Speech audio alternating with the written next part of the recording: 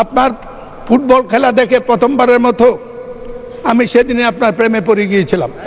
স্মৃতিচারণের সময় নেই, কিন্তু আজ মনে পড়ে 1965 সনে ঢাকা বিশ্ববিদ্যালয়ের ছাত্র হিসাবে প্রথম যখন ক্লাস করতে গিয়েছি, সেদিনে ঘোষিত হয়েছিল পাক ভারত যুদ্ধ। 1965 সনের সেই পাক ভারত যুদ্ধের ইতিহাস হলো, তার আগে তৎকালীন স্বৈরশাসক আইয়ুব খান একটি নির্বাচন করেছিল। সেটা ছিল জালিয়াতি নির্বাচন।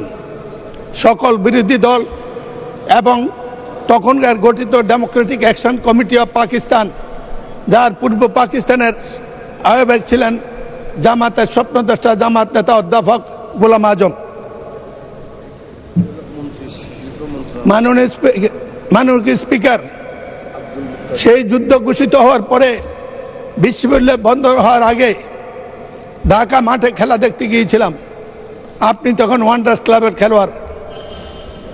আপনার ফুটবল খেলা দেখে প্রথমবারের মতো আমি সেদিনে আপনার প্রেমে পড়ে গিয়েছিলাম।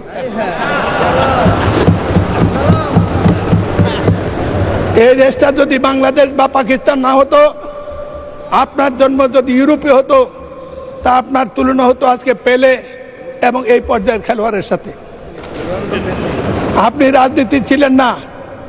70-এর নির্বাচন আপনার বাবা ডক্টর আজহারউদ্দিন তৎকালীন আইয়ুবের স্বৈরশাসকের বিরুদ্ধে 70-এর নির্বাচনে এই ভোলা থেকে সংসদ সদস্য নির্বাচিত হয়েছিল।